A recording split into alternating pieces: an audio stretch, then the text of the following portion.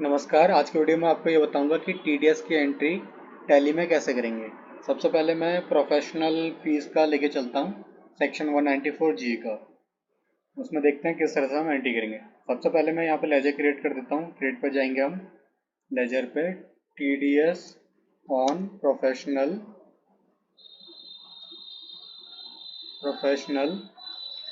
Fees 194 four G. ये मैंने इसका लेजर का नाम रखा है। ये जाएगा ड्यूटीज एंड टैक्सेस के अंदर में, और यहाँ ये जीएसटी तो है नहीं, अदर्स में आप इसे सेव कर लीजिए। मान एक एग्जांपल लेके चलता हूँ मैं। मान लेते हैं हम रमेश पे हम प्रोफेशनल फीस हम काट रहे हैं, तो रमेश प्रोफेशनल के नाम से हम एक मैं लेजर बना देता हूँ। रमेश प्रोफेशनल को इसको मैं डालूंगा सन्ड्री क्रेडिटर के अंदर में, सन्ड्री क्रेडिटर के अंदर में, क्योंकि रमेश से हम सर्विसेज ले रहे हैं। और इसको मैं सन्ड्री क्रेडिटर बना दूंगा क्योंकि मुझे इसको पे करना है बाद में।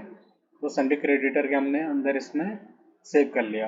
एक और लेजर बनाऊंगा इसके साथ में प्रोफेशनल चार्जेस के नाम से। ये मैं डालूंगा इनडायरेक्ट एक्सपेंसेस में। नॉट अप्लीकेबल कीजिए ये सब आपको, ये भी नॉट अप्लीकेबल करना है आपको, और ये सेव कर लीजिए आप। सबसे पहले मैं आपको एक चीज़ बता दूं, 194 जे यानी professional on technical fees and professional fees. ठीक है, ये कहाँ कहाँ पे अप्लाई होता है आपको बता के चलता हूँ।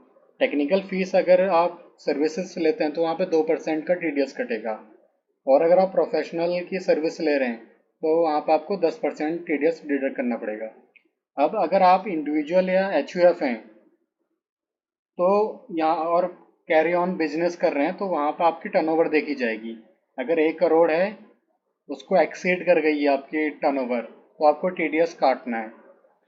और अगर आप प्रोफेशनल हैं, इंडिविजुअल और एचयूएफ, तो आपको 50 लाख की टर्नओवर एक्सीड करेगी तो आपको टीडीएस काटना है। ठीक है। बाकी अगर आप इंडिविजुअल और एचयूएफ के अलावा अगर कोई और फर्म है, प्राइवेट लिमिटेड कंपनी या लिमिटेड कंपनी, तो उनको काटना ही काटना है। तो वहाँ पर उसकी टर्नओवर नहीं देखी जाएगी। जो भी आप इस तरह की सर्विस लें, आपको वहाँ पे टीडीएस काटना है। और दूसरे थ्रेशोल्ड जो लिमिट है 194 जे के अंदर में, वो 30,000 पर ईयर की है। 30,000 से नीचे की अगर सर्विस लेंगे तो आपको जो ज़रूरत नहीं है टीडीएस काटने की। और अगर उससे ज़्यादा की पूरे साल में आप इस तरह की प्रोफेशनल फीस या टेक्निकल सर्विस आप लेते हैं तो वहाँ पर आपको 194 जे के अंदर में टीडीएस डिडक्ट करना है। मैं मान के चल रहा हूँ कि हमारे पास ये कोई भी जो क्राइटेरिया है ये मैच कर रहा है और हमें टीडीएस काटना है सामने वाले का। तो सामने वाले का मैंने बताया था रमेश का काटना है। मान के चले हम रमेश से प्रोफेशनल सर्विसेज ले रहे हैं और 20,000 पर मंथ का हम लेके चल रहे हैं। ठीक है, तो यहाँ पे हमें उसका टीडीएस काटना है 20,000 के ऊपर। 20,000 का 10% आपको टीडीएस डिडक्ट करना है। तो यहाँ पे सबसे पहले मैं यहाँ पे अगस्त का मान के चल रहा हूँ। अगस्त के लिए हमारे पास बिल आया था। यहाँ पे जाइए, पार्टी का नाम था रमेश, रमेश प्रोफेशनल। प्रोफेशनल मैंने नाम इसलिए रख दिया क्योंकि ध्यान रहेगा कि ये प्रोफेशनल वाली पार्टी है। यहाँ पे एक जनरल में एंट्री कीजिए। यहाँ पे डेट मैं मान के चल रहा हूँ अगस्त महीने के 15 तारीख को हमारे पास बिल आया था, तो 15 अगस्त को एक एंट्री करूँगा मैं। चाहे बिल दे रहा है या बिना बिल के जो भी है,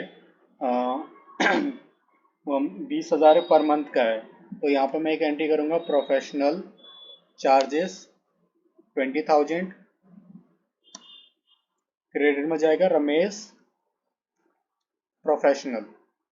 अब एक चीज़ यहाँ पे देखिए हुआ क्या है, डेबिट में मैंने प्रोफेशनल चार्ज किया। प्रोफेशनल चार्ज को मैंने यहाँ पे लेजर बनाते वक्त आपको बताया था, मैंने ये इनडायरेक्ट एक्सपेंसेस में डाला था। तो 20,000 का आपकी एक्सपेंसेस बुक हो गया। दूसरा काम में सही हुआ, रमेश प्रोफेशनल जो है, जैसा हमने सर्विस ली उसको मैंने संडे क्रेडिटर बनाया था और यहाँ पे मैंने क्रेडिट में भी डाला हुआ है उसको। तो रमेश प्रोफेशनल का जो बैलेंस है वो क्रेडिट में दिखाएगा, यानी मुझे उसको पे करना है। तो 20,000 जो है वो रमेश प्रोफेशनल के नाम से खड़ी हो जाएगी पेमेंट। यहाँ पे नरेशन डाल देता हूँ, being professional service taken from Ramesh for August month. अगस्त महीने के लिए ये मैंने क्या कर दिया, प्रोफेशनल चार्जेस इसके लिए बुक कर दिया, एक्सपेंस भी बुक हो गया और रमेश का क्रेडिट बैलेंस भी शो हो गया। अब रमेश को मैं जो पेमेंट करूंगा वो टीडीएस डिडक्ट करके पेमेंट करूंगा रमेश को। 20 का 20,000 थोड़ी ना करूंगा, 20,000 का 10% मैं टीडीएस काटूंगा, गवर्नमेंट को जमा करूंगा और 20,000 में से मैं 10% डिडक्ट करके रमेश को पेमेंट करूंगा। तो यहाँ पे एक और एंट्री कीजिए आप, सेम डेट में कर दीजिए या फिर डिडक्ट आप महीने के अगर एंड में कर रहे हैं तो महीने के एंड में मैं मान के चल रहा हूँ 15 तारीख को मैं डिडक्ट कर रहा हूँ। तो यहाँ पे मैं एक एंट्री करूँगा अभी।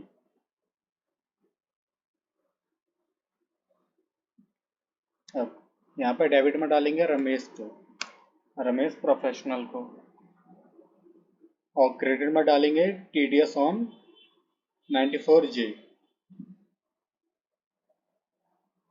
तो यहाँ पे मैं 20,000 का हमारा बिल था तो 10% वहाँ पे डिडक्ट करा, यानी कि 2,000 का।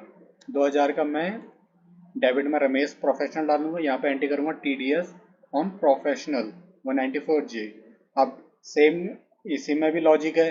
अब रमेश प्रोफेशनल को मैं 2,000 रुपये डिडक्ट करके दूंगा, तो इसका मतलब ये हुआ कि मैं रमेश प्रोफेशनल को 2,000 रुपये पे कर दूंगा, किससे, TDS ऑन प्रोफेशनल से। और दूसरा अगर इसको ऐसे भी समझो, TDS ऑन प्रोफेशनल मुझे पेमेंट करनी है तो मैं क्रेडिट में डाल दिया, तो इससे क्या होगा कि क्रेडिट में TDS ऑन प्रोफेशनल दिखाएगा।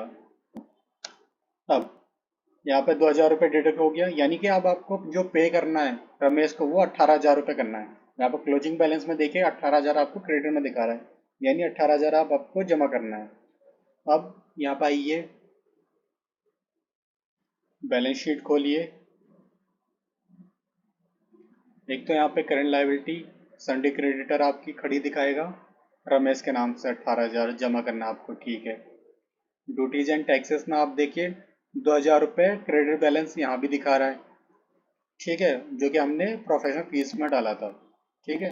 अब ये 2,000 रुपये भी स्टैंड रहेंगे और 18,000 भी स्टैंड रहेगा, तब तक रहेगा जब तक आप उसको पे ना कर दें। TDS on professional. अब मैं 15 अगस्त को हमने ये TDS काटा। अब TDS हमें हमेशा अगले महीने के 7 तारीख तक जमा करना होता है, ठीक है। तो 15 अगस्त को काटा, मान के चल रहा हूँ मैं 6 सितंबर को मैंने TDS की पेमेंट कर दी। तो यहाँ पे मैं डेट लेके चल रहा हूँ 6 सितंबर। 6 सितंबर यहाँ पे एक पेमेंट की एंट्री करेंगे हम, TDS ऑन प्रोफेशनल। 2,000 रुपये हमने गवर्नमेंट को जमा कर दिया, किससे, अपने बैंक से किया है, तो बैंक ऑफ इंडिया। TDS जमा कर दिया हमने 2,000 रुपये, चालान बनाया और पेमेंट कर दिया। अब देखिए TDS ऑन प्रोफेशनल हमारा खत्म हो गया। जो TDS के हमें गवर्नमेंट को जमा करना था हमने 6 तारीख को जमा कर दिया। अब किसका बैलेंस कहाँ स्टैंड रहेगा, रमेश का, रमेश प्रोफेशनल का। रमेश को अब हमें पेमेंट करना है 18,000 का, और जब हम उसको 18,000 की पेमेंट कर देंगे तो एंट्री खत्म हो जाएगी, ठीक है।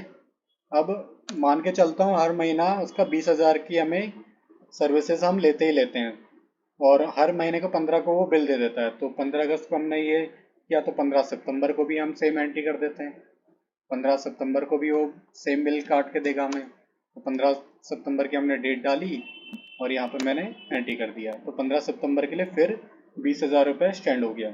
अब 15 सितंबर का भी हमें TDS भी उसको लेस करके देना है, और TDS भी है 2,000 लगेगा, 20,000 रुपये 10% सेम रहेगा। मान के चल लो अभी मैंने TDS का जमा नहीं करा, तो 30 तारीख के लिए मैं इसे बुक करके चलता हूँ TDS का।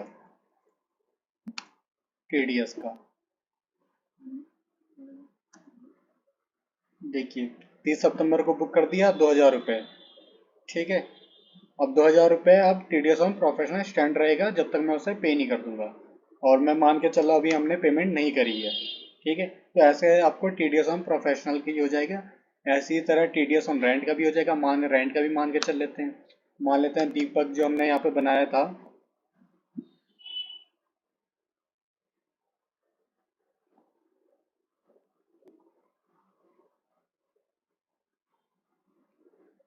यहाँ पे एक लेजर क्रिएट करके चलते हैं रेंट का। रेंट एक्सपेंसेस, इनडायरेक्ट एक्सपेंसेस है, नॉट अप्लीकेबल, ये भी नॉट अप्लीकेबल है, ये हमने सेव कर लिया।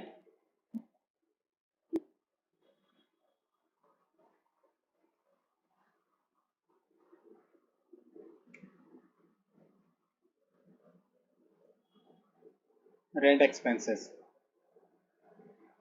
रेंट का मान के चलते हैं वो हर महीने के लास्ट में हमें दे के चलता है। मान लेते हैं हम 30 अगस्त को उसने हमें बिल दिया था। बिल क्या दिया था? 30 अगस्त को हम रेंट बुक कर रहे हैं, तो रेंट एक्सपेंसेस डेबिट में मान के चल रहे हैं 30,000 का हमारा रेंट है,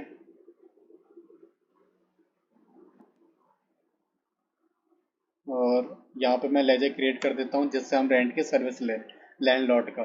यहाँ पे मैं डाल देता हूँ दीपक लैंडलॉर्ड। इसको मैं डालूंगा सन्डे क्रेडिटर के अंदर में, क्योंकि मैं उसको पेमेंट करूंगा, इसलिए 30,000 रुपये का हमारा रेंट है, रेंट। ठीक है, अभी रेंट पे मैं टीडीएस भी डिडक्ट करूंगा, तो टीडीएस डिडक्ट करा होगा 10% का। तो यहाँ पे एक और लेजर बनाता हूँ टीडीएस ऑन रेंट का। ये जाएगा ड्यूटीज एंड टैक्सेस के अंदर में, अदर में, सेव कर लिया। अब यहाँ पे एंट्री आपको क्या करनी है, टीडीएस ऑन जो रेंट है आपको टीडीएस माइनस करके देना है उसको। ठीक है, तो टीडीएस जब मैं माइनस करके दूंगा तो टीडीएस को मैं क्रेडिट में डालूंगा। ठीक है, और यहाँ पे कर दूंगा दीपक। दीपक को 30,000 का 10% आपको, यानी कि 3,000 रुपये आपको काटना है उसमें से। ठीक है, और यहाँ पर डालूंगा टीडीएस ऑन रेंट। ठीक है, यहाँ पे दीपक का आप लेजर खोल के देखेंगे, 30,000 रुपये यहाँ बुक हुआ और 3,000 रुपये हमने टीडीएस काट लिया, यानी 27,000। अब हम जो पेमेंट करेंगे दीपक को वो 27,000 करेंगे। ठीक है, और टीडीएस की पेमेंट हम मान के चलते हैं, मैं टीडीएस की अभी मैं पेमेंट करी नहीं है। ठीक है, तो ये टीडीएस ऑन रेंट मेरा स्टैंड रहेगा। जब भी आप यहाँ पे खोल के देखोगे तो टीडीएस ऑन रेंट का क्रेडिट बैलेंस दिखाएगा यहाँ पे 3,000 रुपये, यानी कि मतलब है टीडीएस मुझे अभी जमा करना है। तो इसी तरह से कोई भी आप टीडीएस की एंट्री करते हैं, चाहे वो सैलरी की भी हो, सैलरी आप बुक कीजिए इसमें, फिर टीडीएस ऑन सैलरी से क्रेडिट में डाल दीजिए उसको। ठीक है, और इसी तरह से उसकी एंट्री हो जाएगी सेम तरह से। तो यहीं तक ही मैं रखता हूँ। आपने मुझे इतना समय दिया, thank you very much for your time and patience. Have a nice day.